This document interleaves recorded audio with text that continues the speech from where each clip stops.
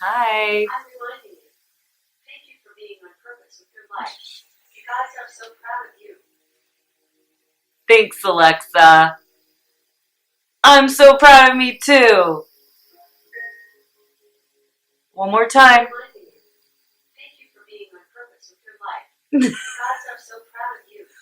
Woohoo! At least someone's proud of me. Besides me. Nobody knows my sorrow. I got a bunch of coconuts, silly dee, there they are standing in the road. Big one, small ones, one to give in hand.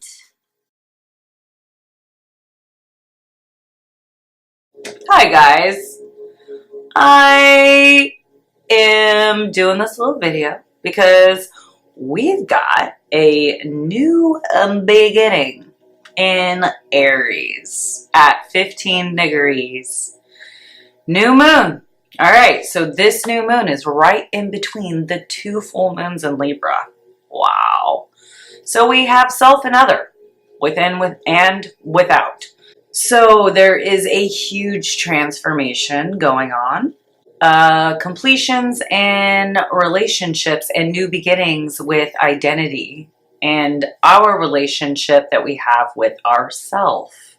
And then the next full moon in Libra will be at 29 degrees, which is the last decan of Mercury as well.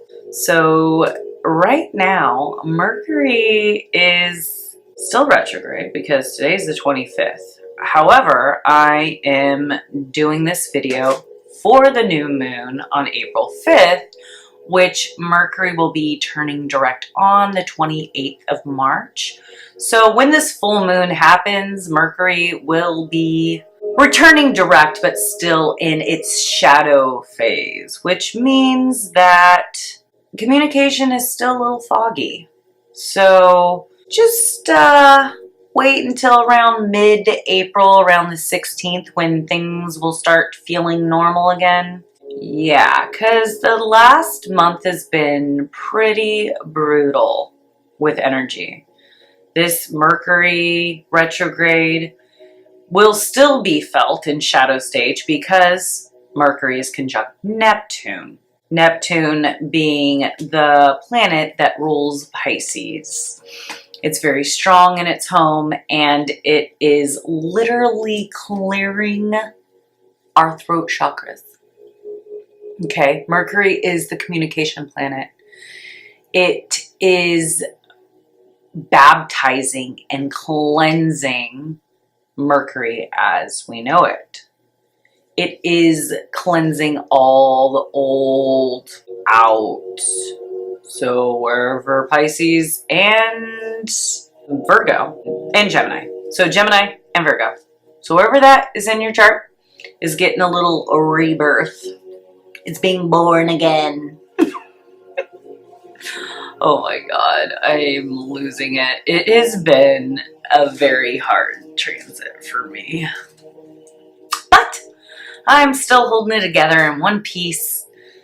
I have challenged myself a lot of running into brick walls. But that's okay. Because the more I run into a brick wall, the more I seem to remember to put a hard hat on next time. I don't know what I'm talking about. Don't listen to me. Anywho, we also have Pluto that has been conjunct the South Node. Now, the South Node is our past. It is where we're moving away from. It's the old structures. It is the old identities. And Pluto, the planet of transformation, pretty much like Demolition Man.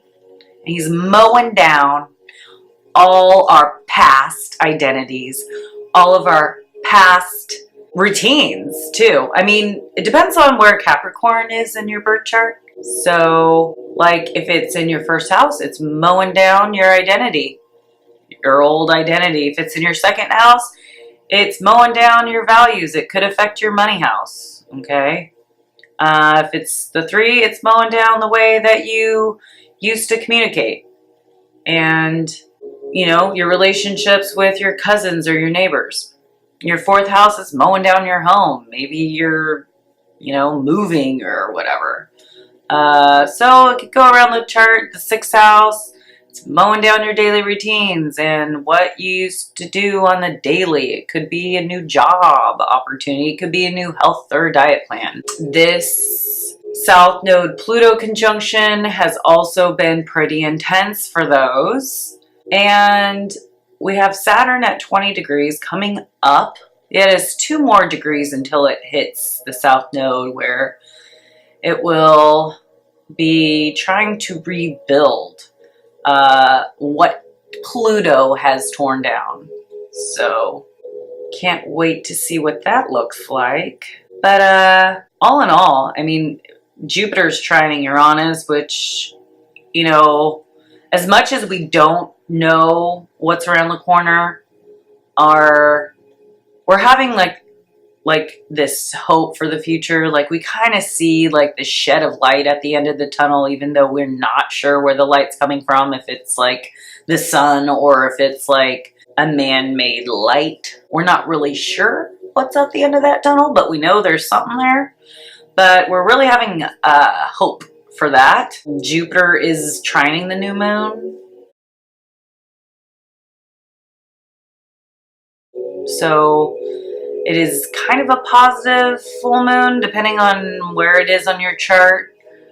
If it's opposing any planets, it could be a little harder or more emotional. But all in all, I mean, it's pretty brutal on our relationships. And it's really hard on our relationships right now. So hopefully you guys took a little break during this period instead of trying to power through all this stuff, where it's like each person is having to move through a lot of healing and stuff coming up from our unconscious in the past. It could be childhood, past relationships, past lives are coming up.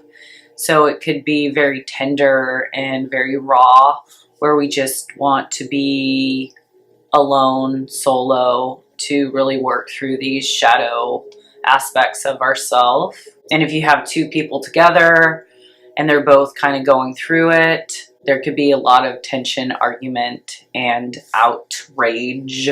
But yeah, I mean, by mid-April, around the 16th, we'll be feeling more like spring. So hold on to those britches. Still is intensity surrounding relationships and partnerships. We still have 1 more full moon in Libra happening on the 19th. This new moon is right in between the 2 Libra full moons, which is giving a new freshness to our identity and our persona. Hopefully around this time we could work out all of the miscommunications and disagreements that have happened within the last month or 2. We also have Pluto conjunct the South Node that is being refocused and adjusted to align to our new ascended selves. Saturn is making its way over to rebuild this identity that we have so anxiously desired. This is definitely some extra focus and attention that is much needed to keep our relationships together within and without. During all of this craziness, we have been shown many things about ourselves and about our old identity, as well as our patterns that have continued reappearing in our lives time and time again. And we are seeing now that these things, these reoccurring cycles or ways of thinking or ways of doing things, are no longer serving our higher self. There is a huge ascension going on right now, and we are just coming out of it. So wishing you guys all the best. I hope that gives you a little clarity on what energies are going on in the collective as we speak. Tomorrow, the 26th, Venus is entering Pisces. So This is where a lot of the feminine energy is going to be going through a lot. So please be supportive of the feminine aspects of yourself. And Mercury will go direct on the 28th and Mars will enter Gemini on the 30th. So that's all coming up. And the full moon is on April 5th.